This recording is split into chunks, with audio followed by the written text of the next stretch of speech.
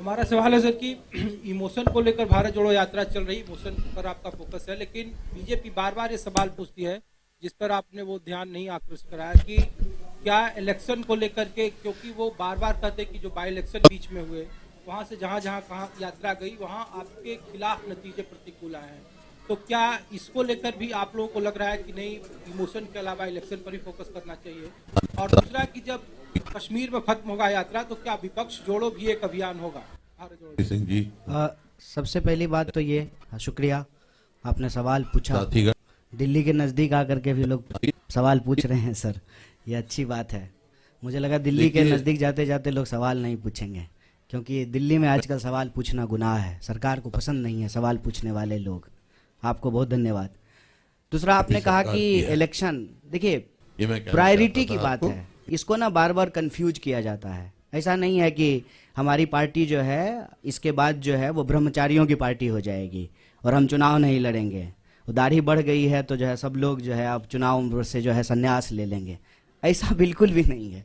हम देश की विपक्षी पार्टी हैं तो लोकतंत्र में भरोसा रखते हैं, देश का संविधान कांग्रेस पार्टी ने बनाया है, मल्टी पार्टी सिस्टम में बिलीव करती है, इलेक्शन में पार्टिसिपेट करती है, पार्लियामेंट्री पार्टी है, तो ऑब्वियसली चुनाव लड़ेंगे। फोकस कहने का ये मतलब है कि इलेक्शन जो है वो एक मुद्दा है, इसके अलावे जीवन में बहुत सारी ऐसी चीजें हैं जिसको लेकर के देश परेशान है। हम चाहते हैं कि सिर्फ चुनाव राजनीति का विमर्श नहीं हो, बल्कि चुनाव किस सवाल पे हो रहा है ना, वो जनता के सवाल हों, और जनता के वो सवाल जो हैं उसको पर हम फोकस रखना चाहते हैं। जहाँ तक हार जीत का सवाल है तो देखिए आंकड़ा तो हम भी दे सकते हैं, ऐसा नहीं है कि तर्क देना नहीं आता है। बुद्ध ने घर छोड़ा, उस एक घटना को जो है दोनों के पक्ष में इस्तेमाल किया जा सकता है, तो उसी एक घटना को सन्यास के पक्ष में भी और गृहस्थ के भी पक्ष में। आंकड़े को अगर ठीक से देखेंगे तो हम भी कह सकते हैं कि हम तो हिमाचल का चुनाव जीत गए, एमसीडी का चुनाव जो है बीजेपी हार गई है, बाकी बहुत सारा बाय इलेक्शन हार गई है। इससे निकलेगा क्या? सवाल यह है कि चुनाव जब देश में हो रहा है तो 5 साल में चुनाव जब होते हैं तो 5 साल तो किसी कारण से, किसी रैशनैलिटी से बनाया गया है ना, कि उस 5 साल में सरकार का रिपोर्ट कार्ड देखा जाएगा, सरकार ने क्या काम किया है उसका अवलोकन करेगी जनता और दोबारा उसको मैंडेट देगी। आजकल हम लोग क्या देखते हैं कि सारे राजनीतिक विमर्श को जो है चुनावी परिणाम, और ये बड़ी शर्म की बात है और बड़ी बेशर्मी से लोग जो है टीवी स्टूडियो में बैठ करके बोलते हैं रिजल्ट आने के बाद। हम सबको जो है अपने ऊपर एक सवाल खड़ा करना चाहिए कि जब रिजल्ट आ गया है तब ये आप क्यों कहते हैं? रिपोर्टर भी बोलते हैं, पार्टी के स्पोक्स पर्सन भी बोलते हैं, अब असली खेला शुरू होगा। क्या खेला शुरू होगा? ये बेशर्मी हमारे आंख के सामने में हो रही है। जब परिणाम आ गया है, सिंपल मेजोरिटी किसी पार्टी को आ गया है, तो क्या खेला शुरू होगा? ये जो बेशर्मी और बेईमानी है ना, इसको हमको नैतिक बल देना बंद कर देना चाहिए। चुनाव जीतने की अगर बात करते हैं, मध्य प्रदेश की चुनाव हम नहीं जीत गए थे, कैसे मध्य प्रदेश में हमारी सरकार चली गई? क्या कर्नाटक में हम चुनाव नहीं जीत गए थे? क्या गुजरात में हमने जो है वो सिचुएशन नहीं देखा? जो लोग यहां बैठे हुए हैं उसके ऊपर आप तमाम तरीके का आरोप लगाते हैं, और वही लोग जो है जब भाजपा के दफ्तर में जाकर के बैठ जाएंगे तो सब ठीक हो जाएगा। क्या इस पे हम सवाल खड़ा नहीं करेंगे? आज इस देश में इंस्टीट्यूशंस पे अटैक है और इलेक्शन एक कंपोनेंट है। हमको दूसरे इंस्टीट्यूशंस के भी बारे में सोचना पड़ेगा। पार्लियामेंट अचानक से बंद कर दिया गया, बताइए, अचानक कोविड हो गया, और सुबह में कोविड हुआ और शाम में कोविड समाप्त हो गया। वही लोग जो मास्क लगा करके पार्लियामेंट में आए थे सुबह में, शाम में मास्क लगाना भूल गए। भीड़ में जाते हैं तो मास्क नहीं लगाते हैं। जब रैली में जाते थे, जब डेल्टा वेरिएंट था, दीदी ओ दीदी कर रहे थे बंगाल के चुनाव में जाकर के, डेल्टा वेरिएंट था, तब जो है मास्क नहीं लगा रहे थे। और जब चीफ मिनिस्टर्स के साथ ऑनलाइन मीटिंग हो रही है, जूम कॉल हो रहा है, तब मास्क लगा लिए हैं। लोग को मूर्ख समझते हैं, बेवकूफ समझते हैं। चुनाव हम लड़ते हैं, चुनाव हम लड़ेंगे, लेकिन चुनाव के परिणाम के आधार पर यह कहना कि कांग्रेस पार्टी खत्म हो गई है, तो देख लीजिए कांग्रेस पार्टी खत्म हो गई है तो। जिस यात्रा को आप 7 सितंबर से इग्नोर कर रहे थे, जो ही हम दिल्ली के दरवाजे पे पहुंचे हैं तो पेट में जबरदस्त मरोड़ पैदा हो गया है। तमाम कोशिश कर रहे हैं, पूरे देश में हमको परमिशन लेने की जरूरत नहीं पड़ी, क्योंकि यह भारत जोड़ो यात्रा है। दिल्ली की यात्रा नहीं है, लेकिन जो है दिल्ली में जो है अड़ंगा लगाने की कोशिश की जा रही है। तो इस बात को हम सब लोग समझें। आज हमारा देश जिन परिस्थितियों से गुजर रहा है उसको स्वीकार करें। चुनाव है, चुनाव लड़ेंगे, हारेंगे, जीतेंगे, एक बात है, लेकिन चुनावी प्रक्रिया भी चलती रहनी चाहिए। इलेक्शन कमीशन भी ठीक से काम करना चाहिए। एक सवाल हमारी यात्रा के ऊपर, बच्चे क्यों आ रहे हैं? बच्चों को लेकर के जो है हमारे ऊपर केस किया गया, कंप्लेन किया गया। और मोदी जी जब गए गुजरात में कैंपेन करने के लिए तो बच्चा को बिठा करके अपने साथ चुनाव प्रचार कर रहे थे। तब इलेक्शन कमीशन कहां चला गया? नियम कानून सबके लिए बराबर होगा ना, विपक्ष के लिए जो होगा वही सत्ता के लिए भी होगा। तो चुनाव के इर्द गिर्द विमर्श बना करके ना, हार जीत के इर्द गिर्द, और उस हार जीत में भी कोई नैतिकता नहीं है। जीती हुई पार्टी का विधायक खरीद करके सरकार बना लेना, जब तक यहां थे तो जो है देश विरोधी थे, हरियाणा में ऐसी। तो ये जो सवाल है इस पे हम लोगों को मुखरता से बोलना पड़ेगा। इलेक्शन से भाग नहीं रहे साहब, इलेक्शन हम भी जीते हैं और फिर भी जीतेंगे। इनको डर यही लग रहा है ना कि दिल अगर जीत लिया ना तो इस चुनाव कैसे हराएंगे। सारा सूटकेस जो है ना चाणक्य साहब का, वो घर में ही रखा रह जाएगा। एक बार जब लोग तय कर लेते हैं ना कि बिकेंगे नहीं, और जो लोग खरीदेंगे ना, आपको दिल्ली का एग्जाम्पल देना चाहते हैं, दिल्ली के भी प्रभारी हमारे बीच में मौजूद हैं। हमारे 2 लोगों को खरीदने की कोशिश की गई, ये चलन पैटर्न हो गया है। अब दूसरी पार्टियां भी ऐसा करना शुरू कर देगी। इस प्रवृत्ति पे हमको हमला करने की जरूरत है। उसके बाद आम लोग जाकर के घर घेर लिए, उसके बाद नहीं हम लोग कहीं नहीं जा रहे, हम यहीं रह रहे हैं। जनता के अंदर वो चेतना जगाना, ये हमारी प्राथमिकता है। चुनाव भी होगा, लड़ेंगे भी और जीतेंगे भी।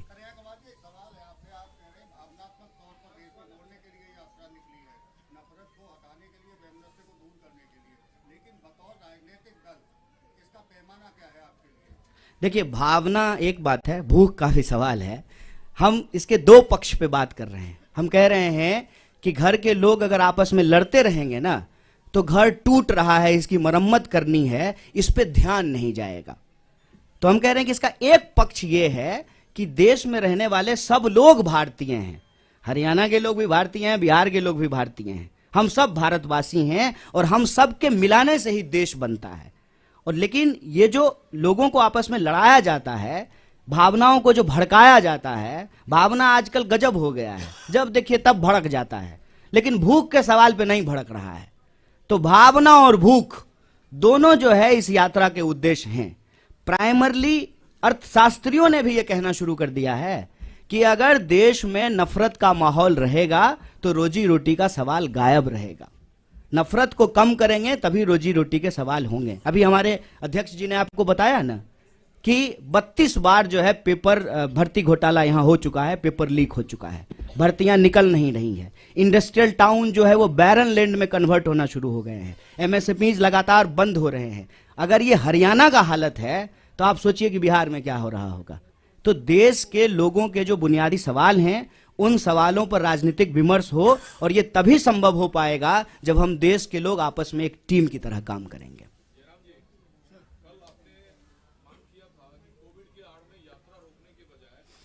कोविड है तो पहले संसद का सत्र रोका जाए। प्रहलाद जोशी ने आपके उस सवाल पर अटैक किया है कि कांग्रेस के नेता विदेश में छुट्टी मनाने के लिए खुद यात्रा तोड़ना चाहते हैं। ये बिल्कुल बकवास है, बिल्कुल बकवास, बिल्कुल गलत, और समय दिखाएगा कौन झूठ बोल रहा है और कौन सच बोल रहा है। मैं प्रहलाद जोशी के स्तर पर गिरना नहीं चाहता हूँ। वो मंत्री हैं, वरिष्ठ मंत्री हैं, जिम्मेदार तरीके से उनको बोलना चाहिए। और जो पार्लियामेंट आज एडजर्न हुआ है उसका कारण भी जान लीजिए। जब पार्लियामेंट की शुरुआत हुई थी तब कई विपक्ष पार्टियों ने मांग की थी कि सरकार के पास कोई बिल्स नहीं है, एजेंडा नहीं है। आप 30 तारीख तक चलाना चाहते हैं, 29 तक चलाना चाहते हैं, तो 23 तारीख को आप एडजर्न कीजिए। ये मांग कांग्रेस पार्टी से नहीं, डीएमके से आया था, कई बीजेडी से आया था, कई क्षेत्रीय पार्टियों से आया था। पहले दिन से मांग हो रही है कि सरकार के पास कोई विधेयक ही नहीं है पारित कराने के लिए। तो बिजनेस नहीं है तो आप हाउस क्यों चला रहे हैं? अभी इनको एक बहाना मिल गया, कोविड एक बहाना बन गया उनके लिए, और आज इन्होंने एडजर्न करा ली। हालांकि वास्तविकता ये है, हकीकत ये है कि उनको एडजर्न कराना ही था, क्योंकि कुछ बिजनेस बाकी नहीं रहा 4 दिन के लिए। इस पे मुझे एक जो आपने सवाल पूछा है बहुत जरूरी सवाल है। छुट्टी को लेकर के एक मैसेज घूम रहा है कि भारत जोड़ने वाले मिस्त्री, यही शब्द है। मुझे कोई शर्म नहीं है बोलने में। जो उनको शर्म नहीं है जो लिख रहे हैं मैसेज, तो मुझे पढ़ने में क्या शर्म होगी। भारत जोड़ने वाले मिस्त्री जो है वो 24 तारीख से लेकर के 2 तारीख तक छुट्टी पे रहेंगे, क्योंकि उनको छुट्टी मनाने के लिए विदेश जाना है। यही व्हाट्सएप पे मैसेज आया होगा, हमको भी आता है। उस मैसेज का पीछे इतिहास क्या है हमको जानना पड़ेगा। जब यात्रा अनाउंसमेंट हुआ ना सर, हमारे जान पहचान के लोग जो भाजपा के नहीं है, उन लोगों का भी यही प्रश्न था, राहुल जी पैदल चलेंगे? हम बोले नहीं नहीं, प्रधानमंत्री जो 8,500 करोड़ का फ्लाइट खरीदे हैं ना, वो दे देंगे गिफ्ट में, रिटर्न गिफ्ट में देंगे, उससे चलेंगे। 12 करोड़ का जो कार खरीदे हैं ना, उस पर चला जाएगा। इस तरीके से नेताओं को लेकर के, खास करके विपक्ष के नेताओं को बदनाम किया गया है कि जो सामान्य बात है, उस सामान्य बात को भी हम भरोसा नहीं कर पाते हैं। और राहुल जी ने बहुत अच्छा जवाब दिया था कि हम कोई इकलौते नहीं हैं, इस देश में लाखों करोड़ों तपस्वी हैं जिनको हम किसान कहते हैं।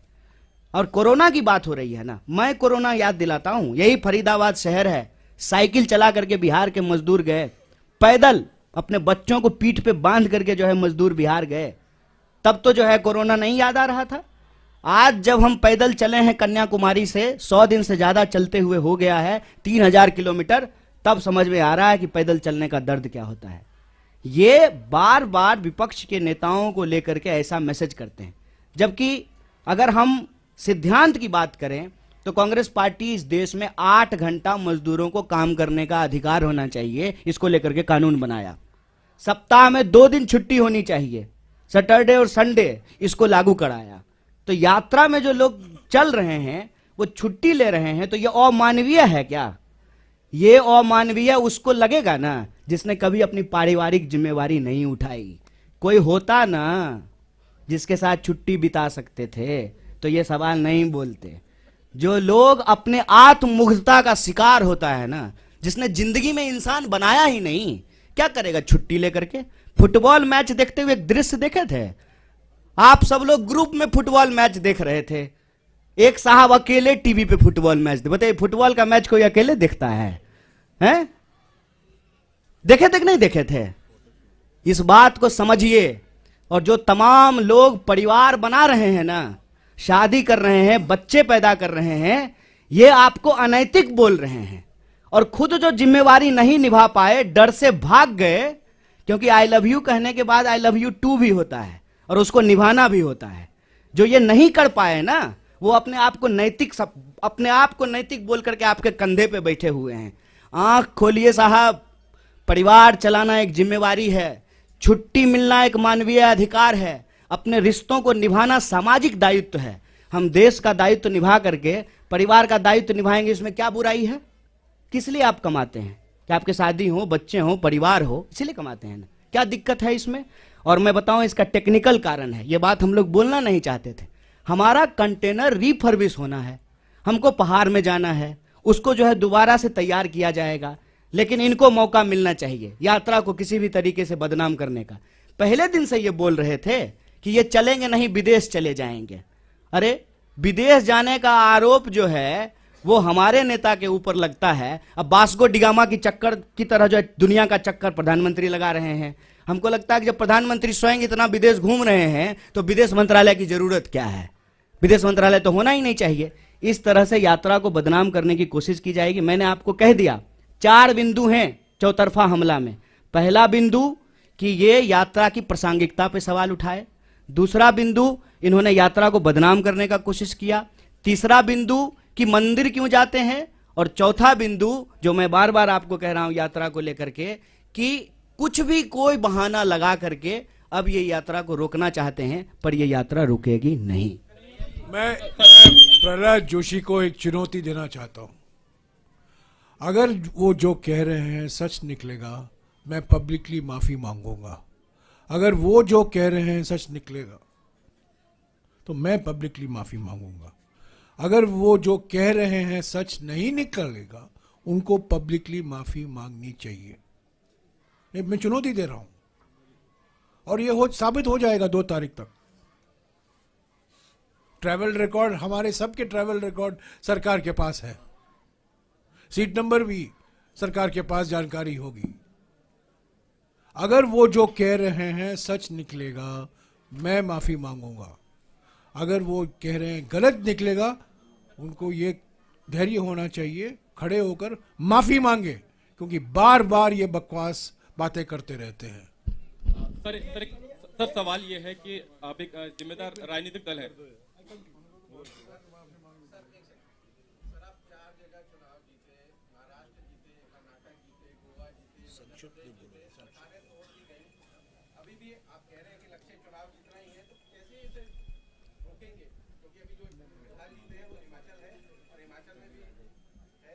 देखिए, हम लोग इसको बतौर राजनीतिक दल रोकें, उससे ज़्यादा ज़रूरी है कि इस देश के आम लोग बतौर वोटर इसको रोकें, क्योंकि ये अनैतिक है, ये गलत है। एक बार जब लोगों ने अपना मैंडेट दे दिया, सरकार चुन दिया, सरकार 5 साल चले और उसके फिर काम के आधार पे जो है सरकार का काम कैसा रहा, जनता अपना अगला निर्णय लेगी। तो ये लड़ाई एक राजनीतिक दल के कैपेसिटी से आगे बढ़ करके इस देश के नागरिकों के कंधे पे है। कन्हैया जी, सवाल ये है कि कोविड को लेकर तरह तरह की बातें की जाती है। कांग्रेस का अपना पक्ष है, बीजेपी का अपना पक्ष है। सरकार ये कहती है कि चीन, अमेरिका, बाकी कंट्रीज में कोविड के केसेस बढ़ रहे हैं, इसलिए एहतियात बरतने की जरूरत है। एक जिम्मेदार राजनीतिक दल होने के नाते आप यात्रा निकालिए, लेकिन प्रोटोकॉल का अगर पालन करेंगे तो उसमें दिक्कत कहाँ आती है? क्या सरकार सवाल उठा रही है इसलिए उसका विरोध है, या आप लोग मानते हैं कि कोविड नहीं है, पूरी तरह से नहीं? देखिए, सबसे पहली बात सर, ये इसका मैं जवाब देता हूँ, आप भी भूलिएगा कि कोरोना ना कांग्रेस बीजेपी नहीं है। कोरोना एक वायरस है, वो सब के लिए है। ना कोरोना का कोई धर्म है, ना कोरोना का कोई राजनीतिक विचारधारा है। कोरोना के नाम पर, कोरोना का बहाना बना करके जो राजनीतिक चालबाजी की जा रही है ना, हम उस पर सवाल उठा रहे हैं।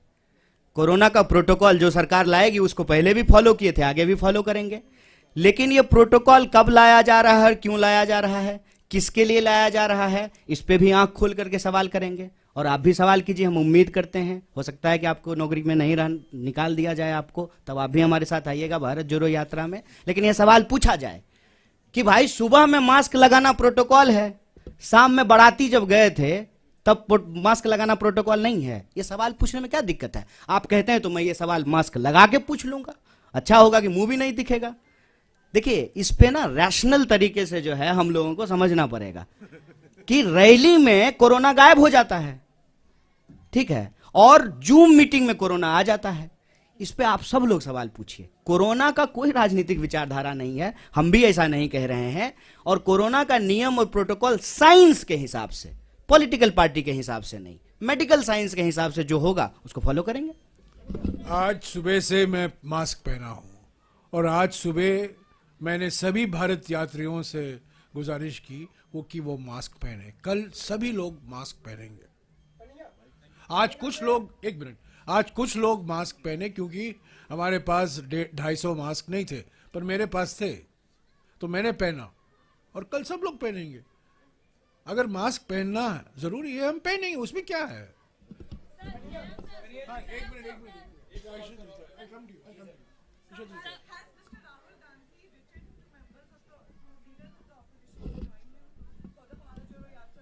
If I have information, I'll share it with you. Sir, Jairam sir,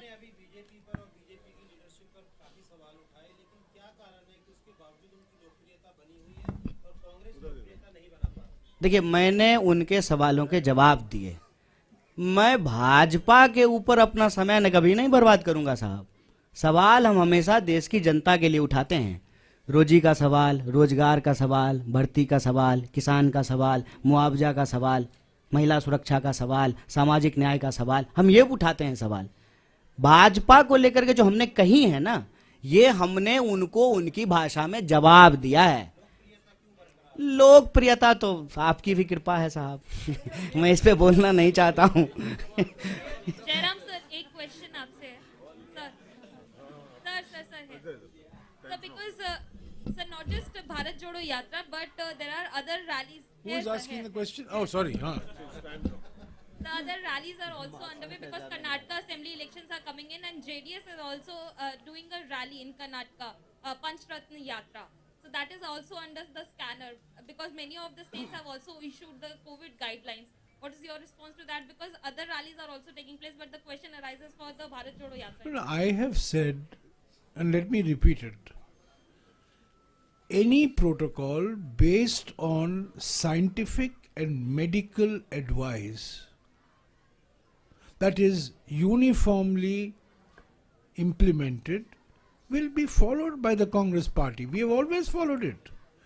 We were not the party which gave a solution that the COVID situation will be won in 18 days, like the Mahabharat war.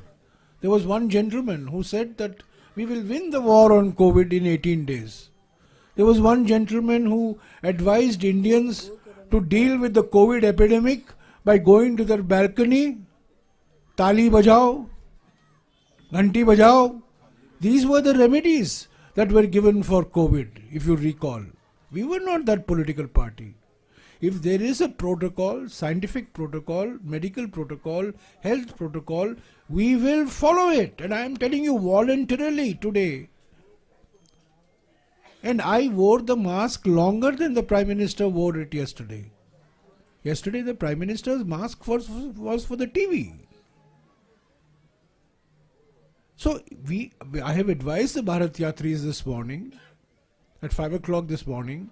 They couldn't, many of them were not carrying masks because none of us anticipated this situation that has arisen out of the health minister's letter.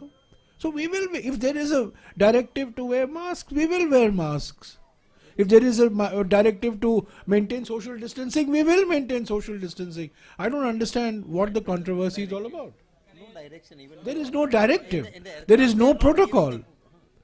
Are you going to stop flights from China? Are you going to stop flights? Nowadays you don't have to stop, you can't only stop flights from China because you can go to Frankfurt and then come to India. So are you going to stop international flights? We are not doing anything of that sort.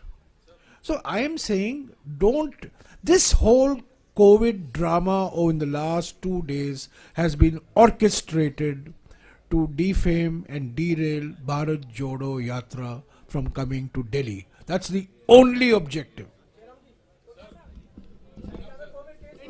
आप कन्हैया जी से पूछिए क्योंकि वो मैं तो guest artist हूँ, ये तो मेन एक्टर यही है। क्वेश्चन बोलो यार।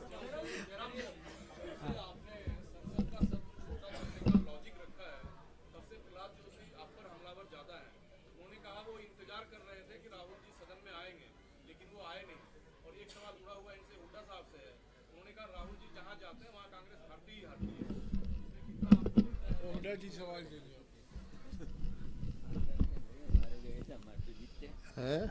हमारे आए थे, हमारे जीते,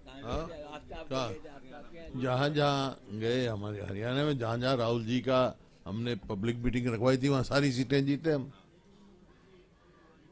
ये क्या लॉजिक है? ये आपका सवाल मेरे को समझ में नहीं आ रहा।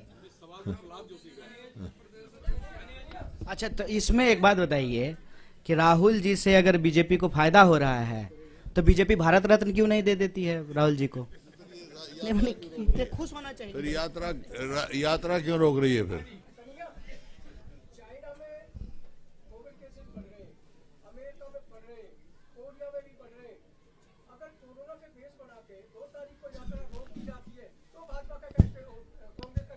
नहीं, बढ़ गए हैं, ये बड़ी चिंता की बात है, लेकिन भाजपा के एक मंत्री ने कहा है कि फिर गाना गा देंगे, कोरोना चला जाएगा, गो कोरोना गो। सुने कि नहीं? भाजपा के एक मंत्री ने पार्लियामेंट के प्रीमाइस में कहा कि पिछली बार भी हम गाना गा दिए थे, गो कोरोना गो, कोरोना चला गया, इस बार कोरोना आएगा फिर हम गाना गा देंगे, गो कोरोना गो। हम ये नहीं कह रहे हैं, हम ये कह रहे हैं कि हम साइंस में बिलीव करते हैं, जो भी प्रोटोकॉल सरकार का होगा, जो एडवाइजरी होगा, उसको फॉलो करेंगे।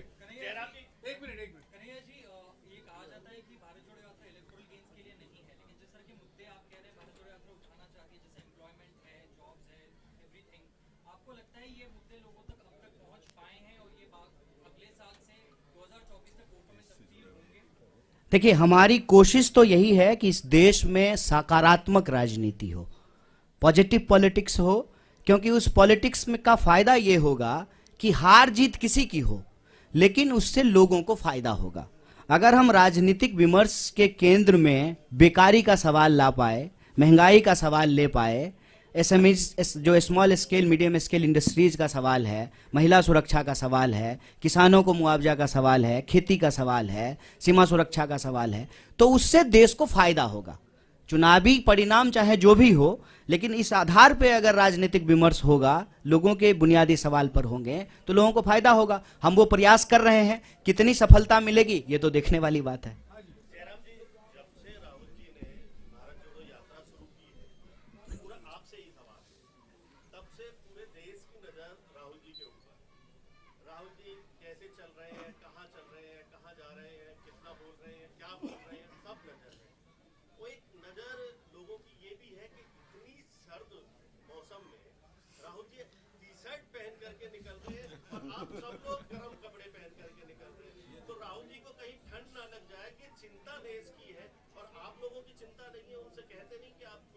ये आपका एक ऑब्जर्वेशन है, सवाल नहीं है। तो क्या मैं क्या जवाब दे सकता हूँ? नहीं, मैं क्या जवाब दे सकता हूँ? नहीं लगती है, वो थिक स्किन है। चलिए, ये लास्ट क्वेश्चन। हाँ, 2004 में सोनिया गांधी जी पैदल चली, तो 2005 में हरियाणा में हुड्डा सरकार बनी। अब 19 साल बाद राहुल गांधी जी पैदल चल रहे हैं, तो लगता है बिहार दोबारा 2024 में दोहराएगा। हरियाणा में कांग्रेस की सरकार बनेगी।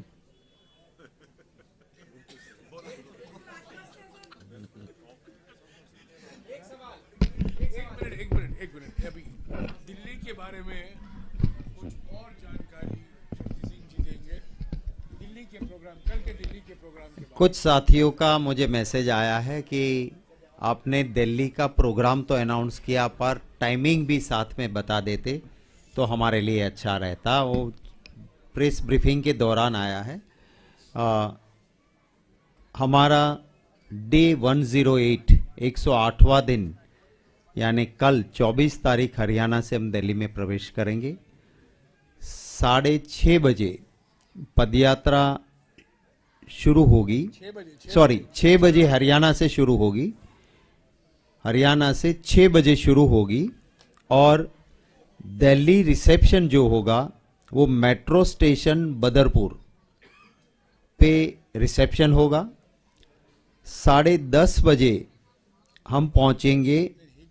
सॉरी, वो रिसेप्शन 5 किलोमीटर है, वो हाँ हाँ, वो रिसेप्शन जो है बदरपुर, वो 5 किलोमीटर चलने के बाद, दिल्ली में 5 किलोमीटर, हरियाणा में 5 किलोमीटर चलने के बाद दिल्ली में रिसेप्शन होगा, जो बदरपुर मेट्रो स्टेशन के पास, आपको मैंने पहले ही बताया था, वो होगा। वहाँ से अपोलो अस्पताल होते हुए हम जब जयराम आश्रम पहुँचेंगे, आश्रम चौक दिल्ली में, वो 16 किलोमीटर की यात्रा और होगी। तो लंबी यात्रा होगी कल की, 21 किलोमीटर हो गए वो। और वो हम जयराम आश्रम, आश्रम चौक सुबह 10:30 बजे पहुंचेंगे। 10:30 बजे वहां पहुंचने के बाद ब्रेक होगा, हमारा लंच ब्रेक होगा। जयराम आश्रम मंदिर में भी हम पूजा करेंगे और उसके बाद 1:30 बजे पदयात्रा फिर से शुरू होगी। 1:30 बजे जयराम आश्रम से वो मथुरा रोड, जाकिर हुसैन मार्ग, इंडिया गेट, तिलक मार्ग, ITO, बहादुर शाह जफर मार्ग, नेताजी सुभाष मार्ग, अनागपाल थॉम सर्कल, वहाँ होते 4:30 बजे अनगपाल थॉम सर्कल, नेताजी सुभाष मार्ग, लाल किला, वहाँ पे हमारी यात्रा पहुँचेगी 4:30 बजे शाम को। वहाँ से जो हम जाएंगे शांतिवन, शक्ति स्थल, वीर भूमि और राजघाट, वो बाई कार यात्रीज और राहुल जी जाएंगे, जहाँ पुष्पमाला समर्पित की जाएगी और फिर 3 तारीख तक का ब्रेक होगा। हरियाणा के साथियों के लिए हमारा सेकंड फेज फिर से हरियाणा में आएगा। वो अभी जो टेंटेटिव है वो 6 तारीख का है, पर सेकंड फेज की डिटेल यात्रा का प्रोग्राम हम आपको इत्तला कर देंगे। मेरे ट्विटर पे भी जाओ, कोई फॉलो करते तो मिल जाएगा। प्रदेश में भी हम प्रेस कॉन्फ्रेंस करके आपको ब्रेक के बाद का ब्रेक 3 हाँ वो तो कह दिया मैंने 3 तारीख नहीं 2 तक का है, ब्रेक 3 को तो रिज्यूम हो जाएगी। नहीं मैंने यही कहा कि हम दिल्ली 3 को फिर से चलेंगे, कल ब्रेक होने के बाद 3 दिल्ली से चलेंगे, पर हरियाणा में जो आना है वो जो सेकंड फेज की यात्रा 5 या 6 जो तारीख फाइनल होगी उसका डिटेल प्रोग्राम आपको मिल जाएगा। Thank you. पानीपत में रैली होगी, वो डेट आपको बताया जाएगा, और करनाल या अंबाला में राहुल जी प्रेस कॉन्फ्रेंस करेंगे, खास तौर से हरियाणा के करनाल या कुरुक्षेत्र या अंबाला, इन तीनों में से एक शहर में वो प्रेस कॉन्फ्रेंस होगा, वो तय किया जाएगा बाद में, और उसको आपको 3-4 दिन पहले आपको पूरी जानकारी मिल जाएगी। पर प्रेस कॉन्फ्रेंस जरूर होगा, आपके साथ मुलाकात होगी। हाँ, एमएसएमई का प्रोग्राम यही है जहां राहुल जी रुके हुए हैं। वो 30 लोग आएंगे, करीब 1 बजे आएंगे, 2 बजे से लेकर 2-2:30 बजे या 2:40 तक इंटरेक्शन होगा। उसके बाद में उसकी जानकारी मैं आपको दूंगा। करीब 30 एमएसएमई आ रहे हैं जो खास तौर से फरीदाबाद में उनकी फैक्ट्रियां हैं।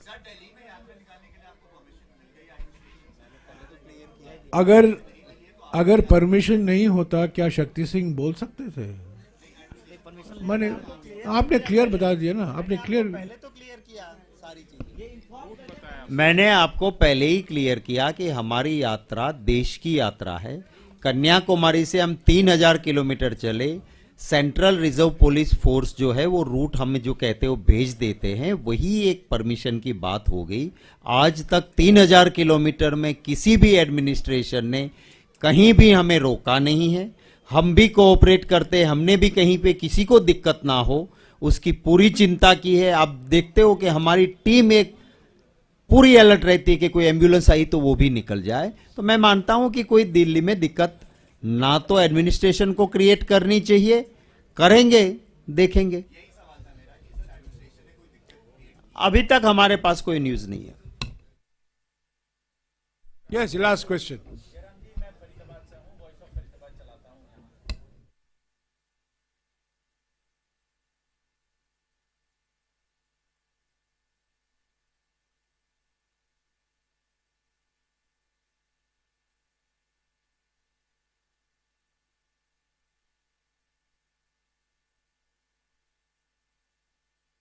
मैं हुडा जी से गुजारिश करूंगा और लोकल एमएलए से भी।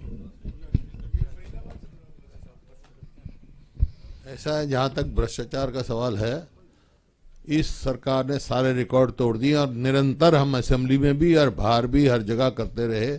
यहाँ भी धरने किए फरीदाबाद हमारे विधायक जी ने, और जगह भी हुए जो भी हमारे लोकल लीडर्स है, क्योंकि ये सबसे भ्रष्ट सरकार है और यही कारण है कि प्रदेश में कर्जा बढ़ रहा है और काम कुछ नहीं हो रहा है। पूरे जोर शोर से आवाज उठा रही पूरी कांग्रेस तक है इसमें, और पूरी लड़ाई लड़ेंगे। अब विधानसभा का स्तर आ रहा है, उसमें भी इस बात को भ्रष्टाचार को लेके बोलेंगे, लड़ेंगे।